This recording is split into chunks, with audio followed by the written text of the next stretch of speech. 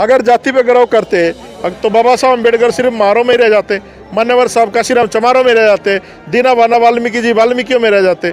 तो ये जो महापुरुष हैं इन्होंने अपनी जातियों को भी नहीं देखा। और ज्योतिबा फुले ने भी कहा है, जो आपके आंदोलन में आपके साथ हो ना उसकी जाति मत पूछना।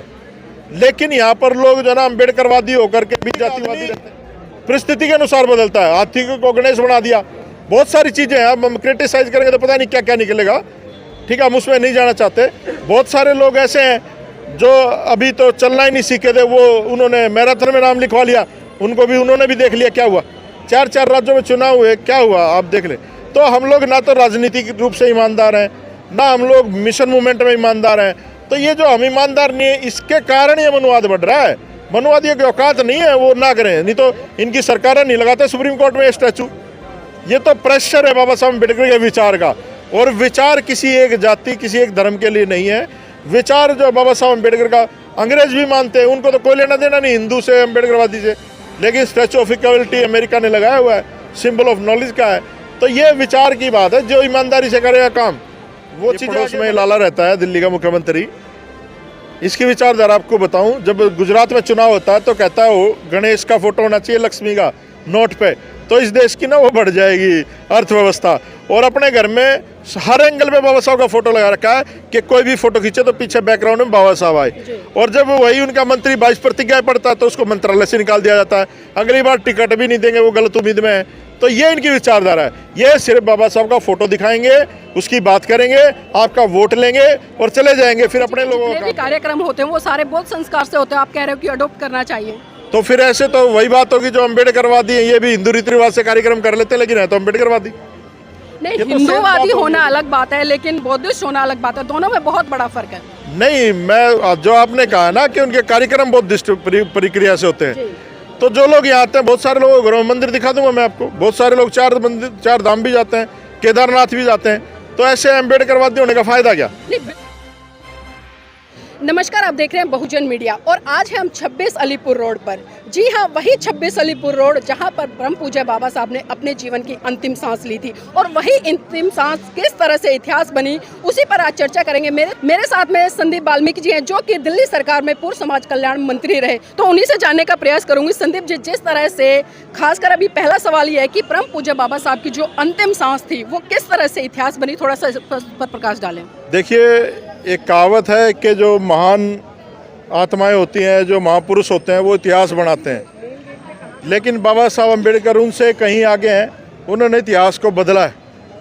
जो हजारों साल से दबा कुचला समाज, जो शोषित समाज था, जिसको मनुवादी व्यवस्था ने पैरों के नीचे रौंद दिया था, उनकी बेड़ियों को तोड़ने का काम अगर किसी ने किया तो वो बाबा साहब अम्बेडकर हैं।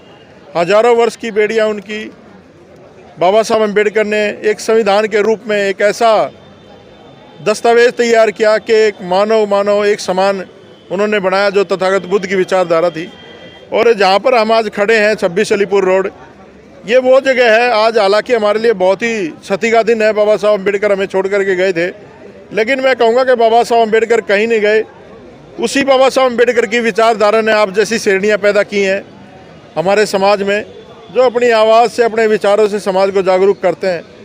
और आज हम लोग इतनी अच्छी अच्छी पोशाक पहन करके यहाँ आपको फूल मालाएं और सब कुछ सजावट दिख रही है, ये उस बाबा साहब अम्बेडकर के विचारों का ही प्रताप है जो हमें मिल रहा है।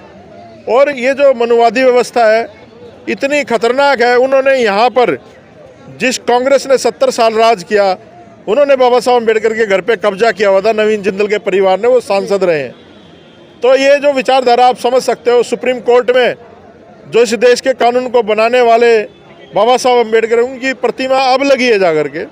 लेकिन बाबा साहब अम्बेडकर प्रतिमाओं के मोहताज नहीं है, वो किसी की जगह के मोहताज नहीं, वो तो आकाश की तरह हैं, पूरी दुनिया के लिए प्रेरणा स्रोत हैं। और ये जो भारत है, जो हम लोग मूल निवासी लोग हैं, उनको समझना चाहिए। आज हम जो भी कुछ हैं, हमें जन्म एक प्रक्रिया से मिला है, हमारे माँ बाप ने दिया है। लेकिन जो जीवन में जो सम्मान है, जो स्थान है, या जो भी हमें आज हमारे पास है, वो उस महान पुरुष की देन है जिसने अपना पूरा परिवार बलिदान कर दिया, अपना पूरा पूरा जीवन निछावर कर दिया हम लोगों का जीवन सुधारने के लिए। संदीप जी, जिस तरह से अभी आपने कहा कि पूरा जीवन परम पूज्य बाबा साहब ने समर्पित कर दिया इस देश के लोगों के लिए, लेकिन विडंबना है कि आज इसी देश के लोग जिस तरह से परम पूज्य बाबा साहब की जो अंतिम इच्छा थी कि बौद्ध धर्म की ले लो दीक्षा, उस दिशा में कहाँ देख पा रहे, खासकर बहुजन समाज को? देखिए, कोई भी समाज है वो हमेशा नायक के पीछे चलता है, और बाबा साहब अम्बेडकर के बाद नायक पैदा हुए मान्यवर काशीराम जी। वो भी चाहते थे कि बौद्धिज्म अडॉप्ट करें और बहुत सारे लोगों के साथ अडॉप्ट करें, लेकिन राजनीतिक महत्वाकांक्षा के मुझे लगता है वो लेट हो गए और उनका भी परिनिर्वाण हो गया। अब आपके पास इस देश में सबसे बड़ी नेता अगर बहुजनों की मैं कहूँ तो मायावती जी हैं। मुझे नहीं लगता वो भी अडॉप्ट कर पाएंगी, क्योंकि राजनीतिक स्वार्थ इतना बड़ा है कि वो मिशन पे हावी हो जाता है। लेकिन बहन जी को मुझे लगता है कि अब बौद्धिज्म अडॉप्ट करना चाहिए, हम लोग सब उनके पीछे हैं। लेकिन बहन जी के जितने भी कार्यक्रम होते हैं वो सारे बौद्ध संस्कार से होते हैं, आप कह रहे हो कि अडॉप्ट करना चाहिए, तो फिर ऐसे तो वही बात होगी जो अम्बेडकरवादी है, ये भी हिंदू रीति रिवाज से कार्यक्रम कर लेते हैं, लेकिन है तो अम्बेडकरवादी। नहीं, हिंदूवादी होना अलग बात है, लेकिन बौद्धिस्ट होना अलग बात है, दोनों में बहुत बड़ा फर्क है। नहीं, मैं जो आपने कहा ना कि उनके कार्यक्रम बौद्धिस्ट प्रक्रिया से होते हैं, तो जो लोग यहाँ आते हैं, बहुत सारे लोग, गृह मंदिर दिखा दूंगा मैं आपको, बहुत सारे लोग चार धाम भी जाते हैं, केदारनाथ भी जाते हैं, तो ऐसे अम्बेडकरवादी होने का फायदा क्या? नहीं, बिल्कुल सही कहा आपने। यही सवाल है कि मिशन मूवमेंट आखिर कैसे बढ़ेगा, क्योंकि दो नावों में पैर रखे हुए आज भी ये समाज। देखिए, आज बहन जी जो है, हमारी भी उम्र उनको लग जाए और वो ज़्यादा साल तक काम कर पाएँ, लेकिन आज ज़रूरत है कि उनको बौद्धिज्म अडॉप्ट करना चाहिए और पूरा देश उनके पीछे चलने के लिए तैयार है। लेकिन बौद्धिज्म की बात छोड़ो, वो तो राजनीति भी ढंग से नहीं कर पा रही है। जो राजनीति जिस तरीके से करनी चाहिए, जिसे हमें ज़रूरत है हमारे लोगों को, वो भी नहीं कर पा रही है। और इसमें बहन जी का सिर्फ उनका जिक्र नहीं है, इस देश में जितने भी लोग हैं, राजनीतिक लोग, इंक्लूडिंग मी, आप, जितने भी लोग हैं, आप इन पे भरोसा नहीं कर सकते। राजनीतिक आदमी परिस्थिति के अनुसार बदलता है। हाथी को गणेश बना दिया, बहुत सारी चीज़ें हैं। अब हम क्रिटिसाइज करेंगे तो पता नहीं क्या क्या निकलेगा, ठीक है, हम उसमें नहीं जाना चाहते। बहुत सारे लोग ऐसे हैं जो अभी तो चलना ही नहीं सीखे थे, वो उन्होंने मैराथन में नाम लिखवा लिया, उन्होंने भी देख लिया क्या हुआ। 4 राज्यों में चुनाव हुए, क्या हुआ आप देख लें। तो हम लोग ना तो राजनीतिक रूप से ईमानदार हैं, ना हम लोग मिशन मूवमेंट में ईमानदार हैं। तो ये जो हम ईमानदार नहीं है, इसके कारण ये मनुवाद बढ़ रहा है। मनुवादियों की औकात नहीं है वो ना करें, नहीं तो इनकी सरकारें नहीं लगाते सुप्रीम कोर्ट में ये स्टैचू। ये तो प्रेशर है बाबा साहब अम्बेडकर के विचार का, और विचार किसी एक जाति, किसी एक धर्म के लिए नहीं है। विचार जो बाबा साहब अम्बेडकर का अंग्रेज भी मानते हैं, उनको तो कोई लेना देना नहीं हिंदू से, अम्बेडकरवादी से, लेकिन स्टैचू ऑफ इक्वलिटी अमेरिका ने लगाया हुआ है, सिंबल ऑफ नॉलेज का है। तो ये विचार की बात है, जो ईमानदारी से करेगा काम, वो चीज़ें आगे बढ़ेंगी। अगर हम ईमानदार नहीं, आपने विचार और स्टैचू की बात करी तो जानना चाहूंगी, आज चाहे मैं बहुजन समाज के लोगों की बात करूं या अन्य लोगों की बात करूं, आज बाबा साहब की मूर्तियां लाखों की संख्या में गली मोहल्ले तक लग रही हैं, लेकिन उनके विचारों पर ताला लग रहा है। तो क्या लगता है कि विचारों पर ताला लगाकर क्या ये बहुजन समाज भारत में परम पूज्य बाबा साहब की जो संकल्पना रही कि भारत बौद्ध में या बहुजन समाज सत्ता पर काबिज हो, वो पूरा कर पाएगा? देखिए नीलम जी, आपने बहुत अच्छा सवाल पूछा। जब तक हमने नहीं पढ़ा था बाबा साहब अम्बेडकर को, हमें भी लगता था हमारे बाप बाप ने हमें बनाया है, हमारे माँ बाप ने हमें यहाँ तक पहुँचाया है। लेकिन जो अवसर मिला, जो सब कुछ मिला, वो बाबा साहब अम्बेडकर के संविधान की वजह से मिला है। और जब तक हम अपनी आने वाली जनरेशन को नहीं बताएंगे, अपने बच्चों को नहीं बताएंगे। अब आप एक चीज़ देखिए, यहाँ पर मुझे भी ले लीजिए इसमें। पिछली बार तो हम हालांकि परिवार के साथ आए थे, आज मेरा भी परिवार साथ नहीं है, बहुत सारे लोगों के बच्चे साथ नहीं है। अगर हम अपने बच्चों को नहीं लेके आएंगे तो उनको कैसे पता चलेगा कि हम लोग यहाँ पर जो है ना बाबा साहब को श्रद्धांजलि देने जाएं। लेकिन जब घूमने जाते हैं पहाड़ों पे, तो फैमिली की भी फ़ोटो वायरल होती हैं, सारी चीज़ें होती हैं, सारी जगह जाते हैं लोग, शादियों में रील बना के डालते हैं। आज डालो ना रील बना कर, बाबा साहब का दिन है आज, हम लोग याद कर रहे हैं। तो आज जो है ना, हम ईमानदार नहीं है। मैं फिर कह रहा हूँ, अगर हम लोग ईमानदारी से काम करेंगे, हम लोग क्या कर रहे हैं, बाबा साहब को एक ब्रांड की तरह सोच रहे हैं। एक ब्रांड है, बस हमने जय भीम कह दिया, स्टैचू लगा दिया, और हम लोग जो है ना चंदा लेने चले गए, अम्बेडकर जयंती बना ली, अम्बेडकर भवन बना लिए, लेकिन काम उन्हीं राजनीतिक दलों के लिए कर रहे हैं जो बाबा साहब को खत्म करने हैं, जिन्होंने काम किया। जी, आज जिस तरह से अगर मैं केंद्र की सरकार की बात करूं या दिल्ली सरकार की बात करूं, आज पूरी दिल्ली का भ्रमण करके आई हूं मैं। भारतीय जनता पार्टी जो कि केंद्र में स्थापित, ना तो उसकी तरफ से मुझे एक भी होर्डिंग, पोस्टर, बैनर दिखाई दिया, और ना ही दिल्ली सरकार की तरफ से दिखाई दिया। तो क्या कहना चाहेंगे ऐसे लोगों को जो सिर्फ राजनीति के लिए परम पूज्य बाबा साहब का नाम लेते हैं, लेकिन सही रूप से जब उनकी विचारधारा है, उनको सम्मान देने की बात आती है, तो कोसों दूर खड़े नजर आते हैं? देखिए, बहुत अच्छा सवाल आपने पूछा। मैं, ये पड़ोस में लाला रहता है, दिल्ली का मुख्यमंत्री, इसकी विचारधारा आपको बताऊं, जब गुजरात में चुनाव होता है तो कहता है वो गणेश का फोटो होना चाहिए लक्ष्मी का नोट पे, तो इस देश की ना वो बढ़ जाएगी अर्थव्यवस्था। और अपने घर में हर एंगल पे बाबा साहब का फोटो लगा रखा है कि कोई भी फोटो खींचे तो पीछे बैकग्राउंड में बाबा साहब आए। और जब वही उनका मंत्री 22 प्रतिज्ञाएं पढ़ता है तो उसको मंत्रालय से निकाल दिया जाता है, अगली बार टिकट भी नहीं देंगे, वो गलत उम्मीद में है। तो ये इनकी विचारधारा है, ये सिर्फ बाबा साहब का फोटो दिखाएंगे, उसकी बात करेंगे, आपका वोट लेंगे और चले जाएंगे, फिर अपने लोगों का काम करेंगे ये लोग। लेकिन क्या बात है, इतनी सारी घटनाएं होती हैं बहुजन समाज के आगे, फिर भी बहुजन समाज सीख लेकर संगठित नहीं हो पा रहा है।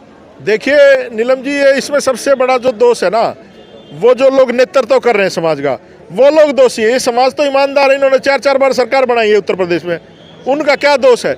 लेकिन जब आप सरकार बनने के बाद भी उन लोगों का काम नहीं करेंगे, उन लोगों को आगे नहीं बढ़ाएंगे, या जो लोग बाबा साहब के नाम पे कमा रहे खा रहे हैं वो अगर काम नहीं करेंगे मूवमेंट का, तो फिर समाज कहाँ जागरूक हो। ये तो अपने आप लोग जागरूक हो रहे हैं। जो लिटरेचर बाम सेफ की देन है, लिटरेचर जो आया है, जो बच्चे हमारे पढ़ रहे हैं बाबा साहब की पुस्तकों को, वो अपने आप आंदोलन में आ रहे हैं। यहाँ कोई प्रेरणा नहीं है आज के दिन, आज के टाइम पे इस देश में किसी एक व्यक्ति को आप ये नहीं कर सकते कि ये प्रेरणा स्रोत है बहुजन समाज का, और अम्बेडकरवादी लोग हो रहे हैं इनके लिए, और बाबा साहब की बात को फॉलो कर रहे हैं। लोग सिर्फ जो ना अपने दाल रोटी के चक्कर में लगे हैं। संदीप जी, एक आखिरी सवाल लेना चाहूंगी। आज अम्बेडकरवादी लोग, चाहे वो किसी भी जाति से आते हैं, आज वो जातियों पर गर्व करते हैं। द वाल्मीकि के बोर्ड लगा रहे हैं, द ग्रेट चमार के बोर्ड लगा रहे हैं, द खट्टी के ग्रेट के बोर्ड, तमाम जातियों के बोर्ड लग रहे हैं। तो ऐसे लोगों को क्या कहना चाहेंगे? ऐसे लोग जातियों में बटकर क्या बाबा साहब की संकल्पना को पूरा कर पाएंगे?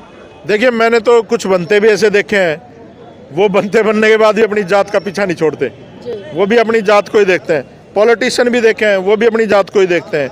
अम्बेडकरवादी भी देखे हैं। ये जो है ना, ये बहुत बड़ा कोड है हमारे ऊपर, मूल निवासियों के ऊपर, कि हम अपनी जाति पर गौरव करते हैं। अगर जाति पर गौरव करते तो बाबा साहब अम्बेडकर सिर्फ मारों में ही रह जाते, मान्यवर साहब का सिर्फ चमारों में रह जाते, दीना बाना वाल्मीकि जी वाल्मीकियों में रह जाते। तो ये जो महापुरुष हैं, इन्होंने अपनी जातियों को भी नहीं देखा। और ज्योतिबा फुले ने भी कहा है, जो आपके आंदोलन में आपके साथ हो ना, उसकी जाति मत पूछना। लेकिन यहाँ पर लोग जो ना अम्बेडकरवादी होकर के भी जातिवादी रहते हैं, बौद्धिस्ट होकर भी जातिवादी रहते हैं। तो ये हमें सोचना पड़ेगा कि ये जातिवाद जो है कैसे निकलेगा। और ये जब तक आप प्योर बौद्धिस्ट नहीं होंगे, आप जब तक इन जातियों से बाहर नहीं निकल सकते। बहुत सारे पत्रकार भी ऐसे हैं जो जाति देख करके चीज़ें पूछते हैं, बहुत सारी चीज़ें हैं। आप जैसे बहुत कम ऐसे स्वतंत्र पत्रकार हैं जो सही से बात पूछते हैं और बेधड़क होकर के, बेनिडर होकर के सवाल पूछते हैं, और नेताओं को भी मजबूर हो जाना पड़ता है सच बोलने के लिए। जी, बहुत बहुत धन्यवाद संदीप जी। तो ये थे हमारे साथ में संदीप जी, जिनसे हमने लगातार आज एक विषय पर चर्चा की, और जो चर्चा निकल कर आई है, देखिए बहुजन समाज का तबका भले आज जातियों में बटा हुआ है, लेकिन विडंबना ये है कि जब तक वो परम पूज्य बाबा साहब को सही तरीके से नहीं समझेगा, क्योंकि अक्सर मैं लगातार कहती हूँ कि बाबा साहब की अंतिम इच्छा थी कि बौद्ध धर्म की ले लो दीक्षा, और आज कहीं ना कहीं बहुजन समाज उस दिशा में भी नहीं बढ़ रहा है। ना तो वो राजनीतिक सत्ता में काबिज हो पा रहा है, और ना ही भारत को बौद्ध में बनाने की तरफ अग्रसर है। तो साथियों, बस यही है कि विचारों पर ताला लगाकर आप कभी भी किसी भी महान पुरुष का परिनिर्वाण दिवस पर आप कितने ही पुष्प अर्पित कर ले, तब तक उनको सही मायने में चरितार्थ नहीं कर सकते, जब तक उसकी विचारधारा को मनोसात करके आगे नहीं बढ़ाएंगे।